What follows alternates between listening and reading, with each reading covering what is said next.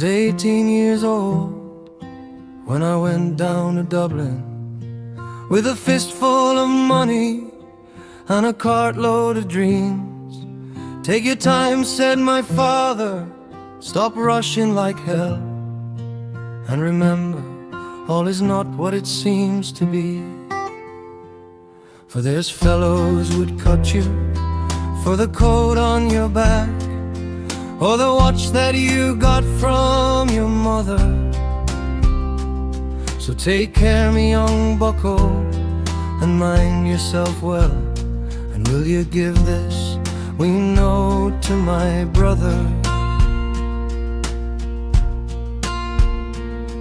At the time, Uncle Benji was a policeman in Brooklyn, and my father, the youngest, looked after the farm. When a phone call from America said, send the lad over, and the old fella said, sure, it wouldn't do any harm. For I spent my life working this dirty old ground for a few pints of porter and the smell of a pound. And sure, maybe there's something you'll learn or you'll see, and you can bring it back home, make it easy on me.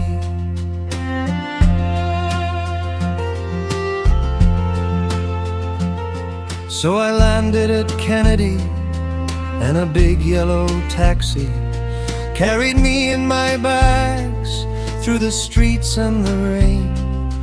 Well, my poor heart was pumping around with excitement, and I hardly even heard what the driver was saying. We came in the short parkway to the flatlands in Brooklyn, to my uncle's apartment on East 53rd. I was feeling so happy, I was humming a song, and I sang, you're as free as a bird.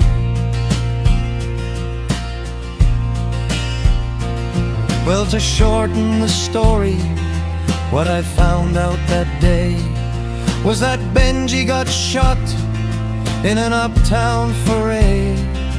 And while I was flying my way to New York, poor Benji was lying in a cold city morgue.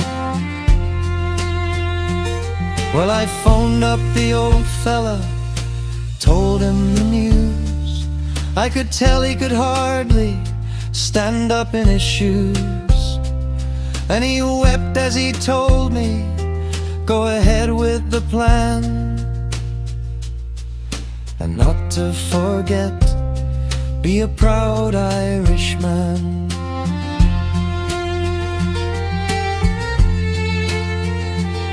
So I went up to Nellie's beside Fordham Road, and I started to learn about lifting the load.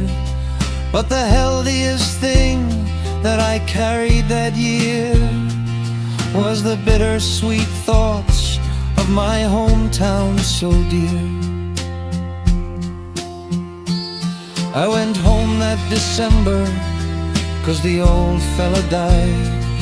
Had to borrow the money from Phil on the side, and all the bright flowers and grass couldn't hide the poor wasted face of my father.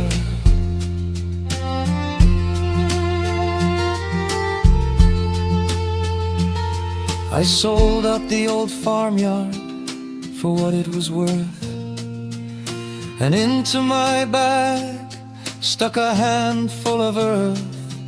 Then I boarded a train and I caught me a plane, and I found myself back in the US again. It's been 22 years since I set foot in Dublin. The kids know to use the correct knife and fork, but I'll never forget the green grass and the rivers as I keep law and order in the streets of New York.